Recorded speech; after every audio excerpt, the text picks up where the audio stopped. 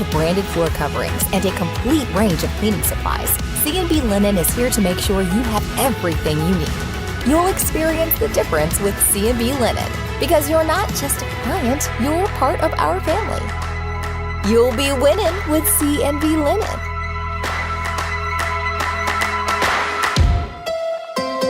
From the Tennessee Valley Weather Channel, this is your weather at noon. Good Thursday afternoon. I'm meteorologist Kelly Rawson, joined with Taylor Plott.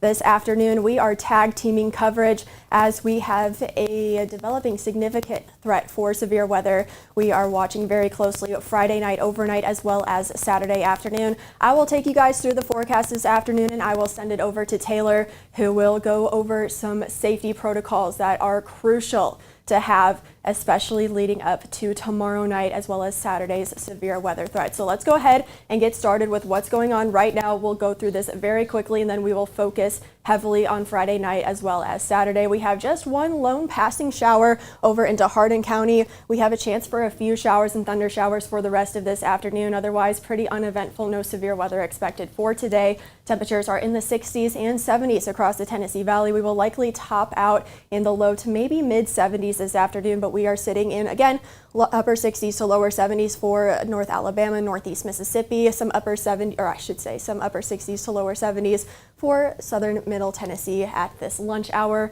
And we are going to stay warm thanks to that southerly wind. We are breezing anywhere from about 10 to 20 miles an hour this afternoon. We've been pretty breezy all week, and we are going to continue to be breezy leading up to Friday night as well as Saturday. We are seeing a partly cloudy sky, more cloud cover from west to east as that system does move through. Temperatures in Lawrenceburg at 67, overlooking. It is a beautiful scene at this time, but more cloud cover than we've seen compared to the last few days. Looking over Florence and Lauderdale County, we are looking again partly cloudy as cloud cover does start to roll in for this afternoon with the chance of a few thunder showers here in the Tennessee Valley. For the next few hours, again, that thunder shower chance continues until about 4 o'clock. Then we start to dry things out and clear things out. Again, temperatures in the lower, maybe some mid 70s out there. This afternoon will eventually fall back into the 60s this evening after sunset, then back down into the 50s. We will likely bottom out in the mid 50s overnight for tonight. Again,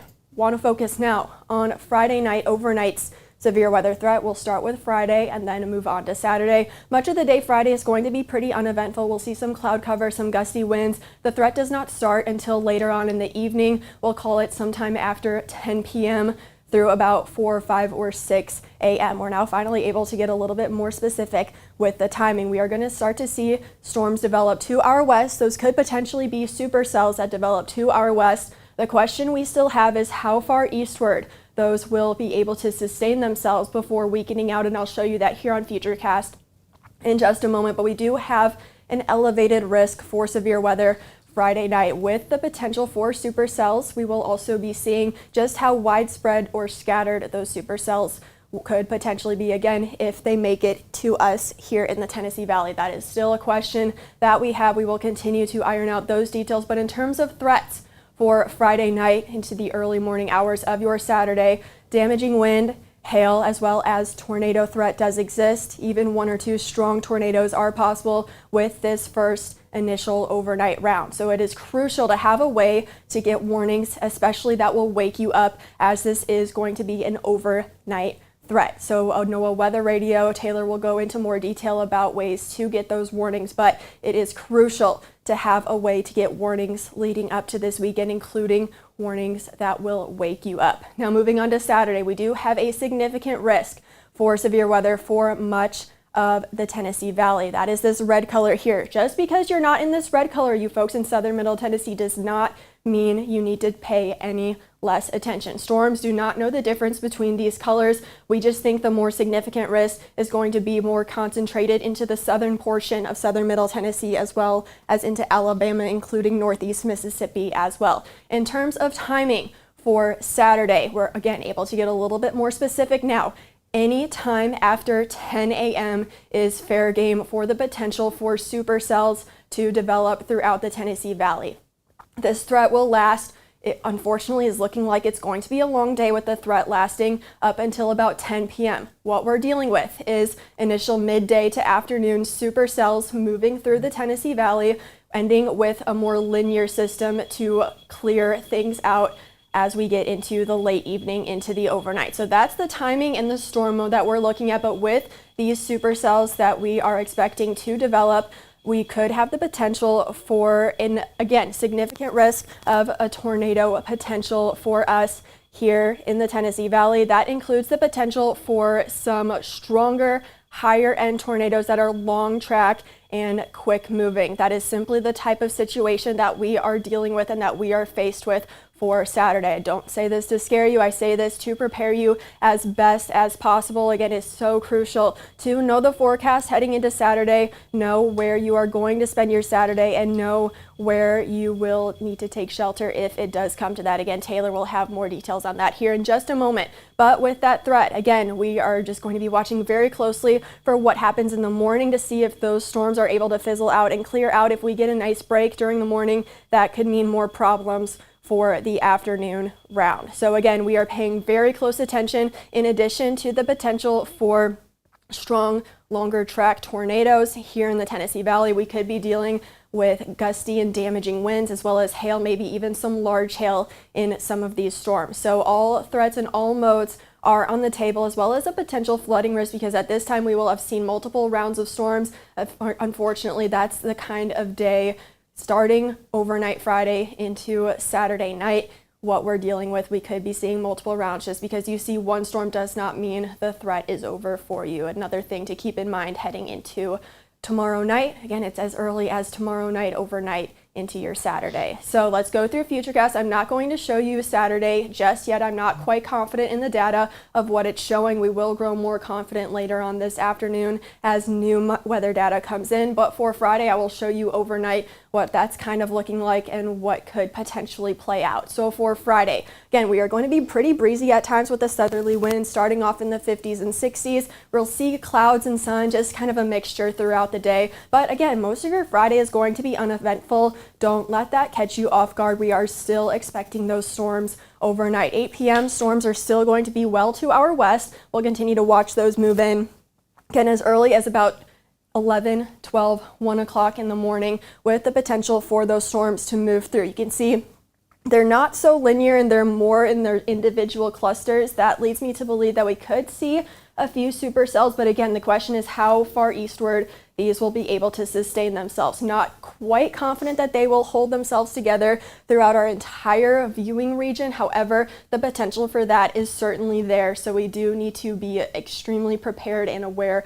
of this threat for Saturday. 2 o'clock looks to be closing in on the 43 corridor, continuing to push eastward. And you see on Futurecast how it's starting to weaken and fizzle away towards the eastern portion of our viewing area. That's what we're going to watch to see if that happens any more westward or any more eastward. That's the trend that we are looking for the overnight round, continuing to clear out. And then if we get this nice break, like what Futurecast is showing between 6 o'clock and then between about 10 o'clock, again, we're going to be watching for a break. We're going to be watching for sunshine. We're going to see if we have a more clear sky and fewer rain showers and thunderstorms in the area. Again, that could mean more trouble for later on in the afternoon. And like I said, start time as early as 10 or 11 o'clock. You can see here just to our south and west, the first initial portions of what we could be dealing with Saturday afternoon. So again, I'm not going to show you anything further than this just yet. You'll see that here probably this afternoon or maybe later on this evening. But again, a significant threat, unfortunately, looking to set up for Saturday in addition to a Friday night. So here's your 7-day forecast. I'll run through this pretty quickly. Again, today, a chance of a few thunder showers, not eventful by any means. Friday, overnight, mainly after 10, 11, 12 o'clock. Again, with the potential for damaging winds, hail, as well as a few tornadoes, maybe 1 or 2 strong tornadoes here in our viewing area. Saturday, threat, mainly during the midday, afternoon, continuing into the evening, starting with the potential for supercells to move through, with the potential for some tornadoes, including some higher end, strong, long track tornadoes here in the viewing area. So be sure to stay weather aware both Friday and Saturday. After that, we look to clear out pretty nicely, but now I'm going to go ahead and send it over to meteorologist Taylor Plott. He will walk through, because I know I just gave you so much information. Again, we don't do this to scare you. We are doing this to prepare you. So Taylor, go ahead and tell people how they can prepare, because we still have plenty of time to do so. So Taylor, what do you have? Yeah, thanks, Kelly. Yeah, we definitely have, a long time to go before we even track the first storms that will be on the radar. So you've had, really good days for the first half of this week. You still have a good day today for the afternoon. The rain showers should be mainly off to our south and to our east. So if you're in Tennessee, you can take today to begin that preparation. And then, like Kelly mentioned, once we get into Friday, the bulk of the day on Friday is going to be absolutely fantastic. It's going to be a little windy, but you'll still have the majority of the day to go ahead and get those plans in place once again. So let's go forward here. I'm going to go back. It looks like it skipped. Kelly went ahead. So, all right. So do you have a plan? That's what we talk about first. The first and foremost, the biggest thing is going to be have reliable warning methods. So that means your NOAA weather radio, that WEA alerts that you see there, that's automatically on your phone. When you get those Amber alerts, that's part of that WEA alerts. That's wireless emergency alert system that all cell phones have. And what you need to do is go into your settings and make sure that they are on. Sometimes things can get turned off by accident. This is not a time that you need to have those off. So go into your settings and look for those alerts. If you don't know how to do that, you should easily just be able to find that on Google. There's going to be YouTube videos. You'll be able to find out exactly how to do that. So that's what that WEA alert is. It's on your phone. So make sure that's on to, of course, our free Tennessee Valley Weather app that will have that on there as well. In regards to sirens, I know a lot of people still talk about, well, I didn't hear the tornado siren, or what about this?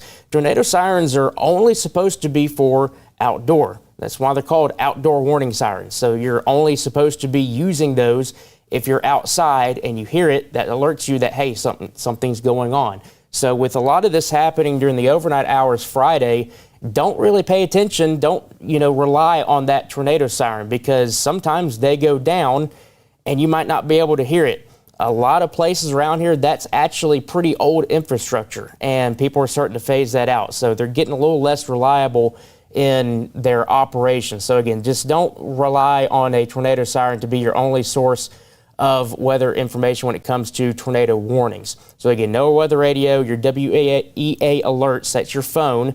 And of course, you can download our free Tennessee Valley Weather app that will get you notifications as well. Second thing, know your safe place. And we'll get into that a little bit later on in more detail.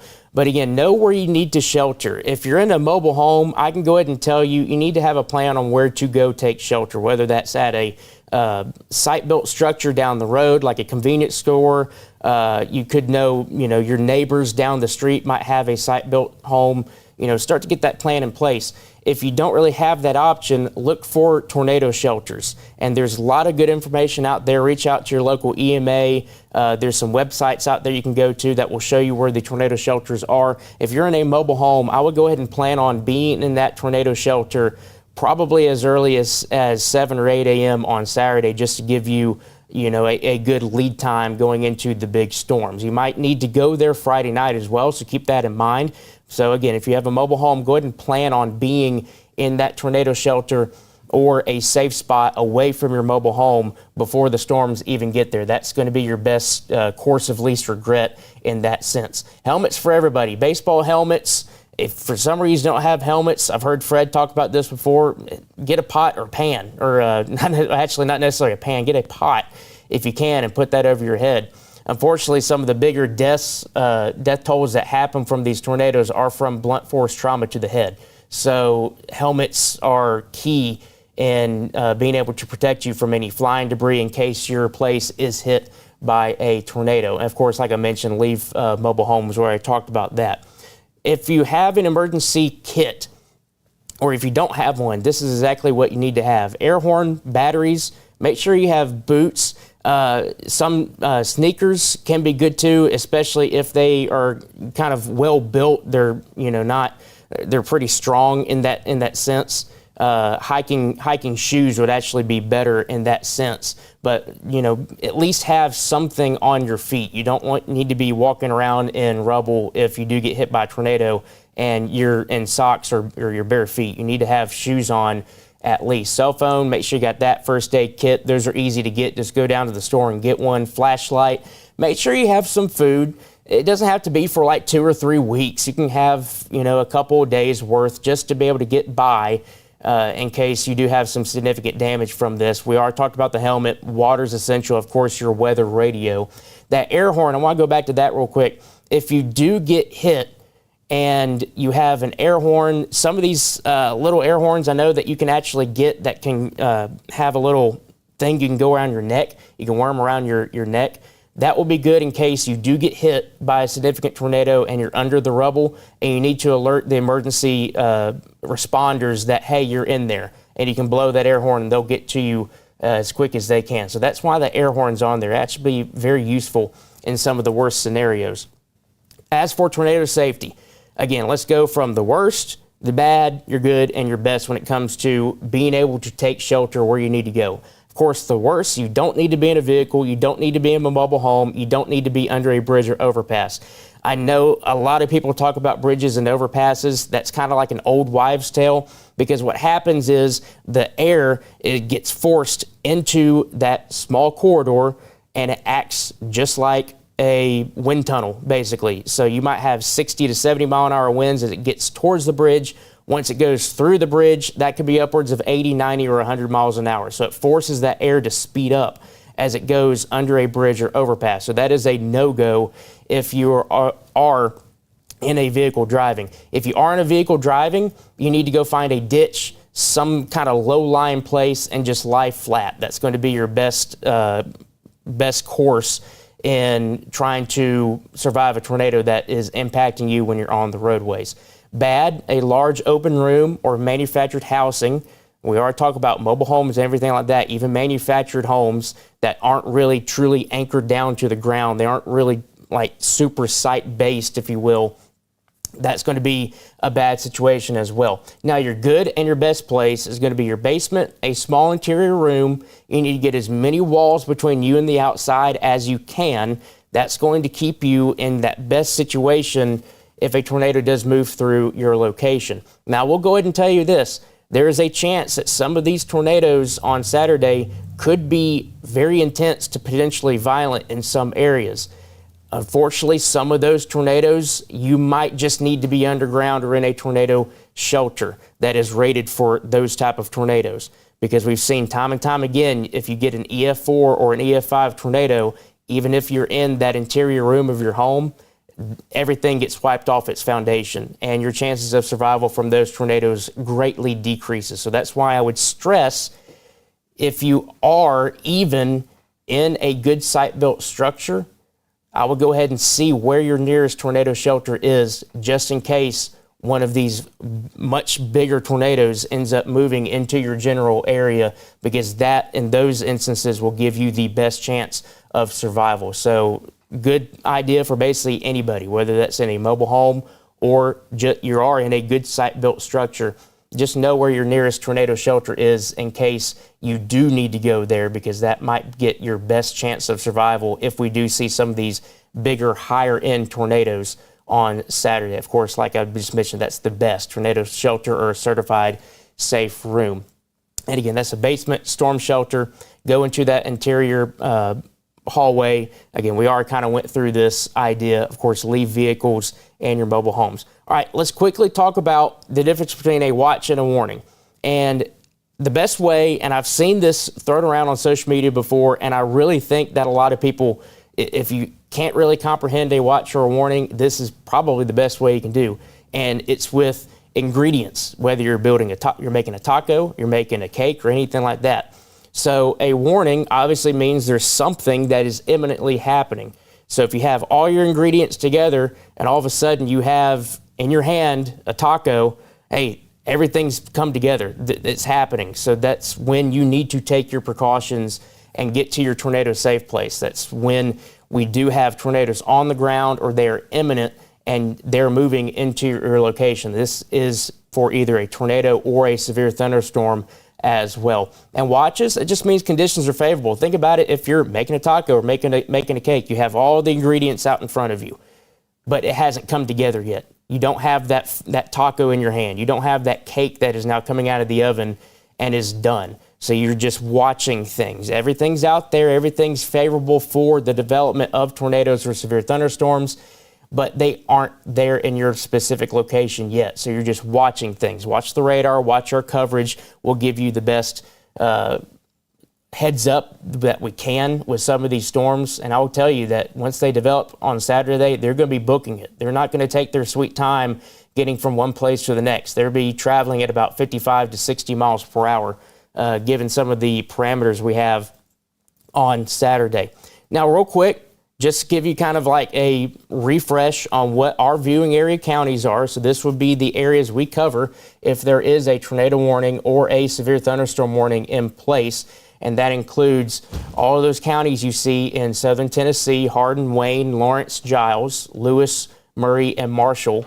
And in northeastern Mississippi, you've got Tishomingo County, that's the Iuka area. Of course, we got the Shoals over there, Lauderdale, Colbert counties, Franklin County down there in Russellville, Limestone County, where Athens is located, Lawrence County, you've got Moulton down there, and of course Morgan County, that's where Decatur and Hartselle are located. So that will be where, if we do have to go to wall-to-wall coverage, these are the viewing area counties that we do that on. Now again, I know we have a lot of viewers that are outside of that viewing area, and we can obviously give you a heads up on that, but of course our main focus is going to be in that viewing area for wall-to-wall severe weather coverage. So just kind of wrapping things up here, I know that there's a lot of storm anxiety out there. I get it. I understand it. I have a lot of people that come to message me and message some other meteorologists expressing their concern and their anxiety. I get that.